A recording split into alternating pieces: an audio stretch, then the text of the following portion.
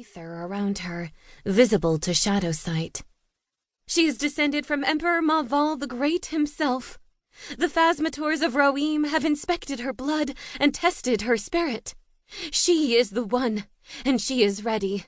We await only the approval of this council and the Grand Vandarian's authorization." "If so, why was such authorization refused the last time you brought her here?" Duradamil persisted. "Or am I mistaken? The records show that you brought this same young woman to Agla before, and were refused."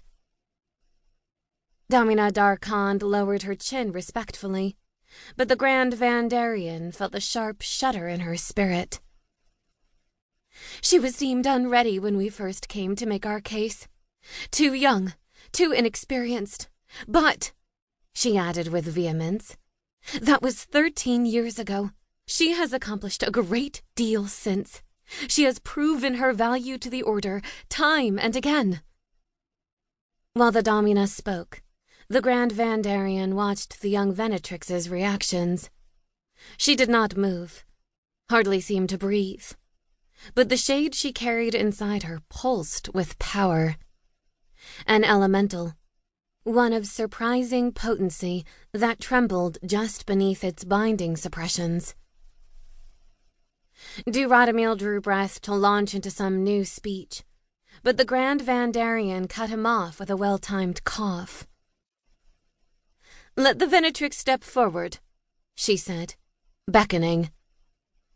At this, the young woman looked up. Then, as though suddenly galvanized, she took 3 long strides toward the high seat and bowed low.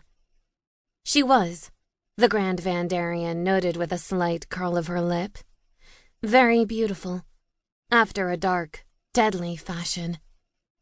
Taller than average, with long brown hair, half of which she tied back in a knot, leaving the rest to fall in waves across her shoulders. She held herself straight, her old and rather threadbare uniform carefully brushed, its buckles polished to a brilliant shine. "Your name?" Duradamil demanded. The young woman answered in a clear, deep voice. "Odil, Venatrix de Mavalis." "And why have you come before this council, Venatrix de Mavalis?" The Venatrix did not look at Duradamil. She focused her gaze on the Grand Vandarian, her eyes like arrows to the mark. "I've come to claim Maval's crown," she said. The whole of that room seemed to draw a single sharp breath. Even the Grand Vandarian pulled back slightly in her hard seat. Such a claim made so boldly raised many hackles.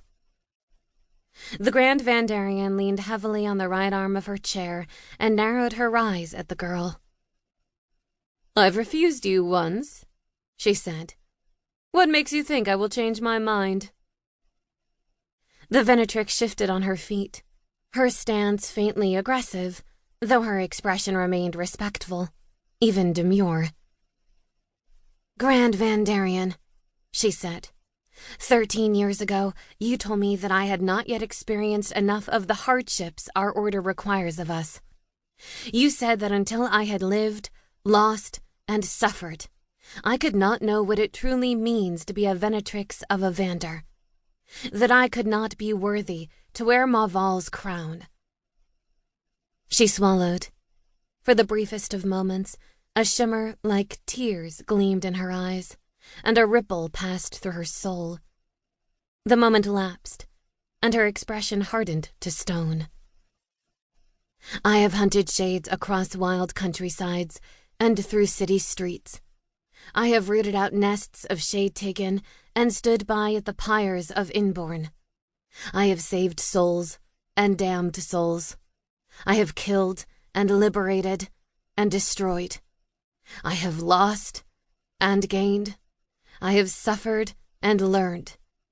I have become. With every word she spoke, the glow in her soul intensified.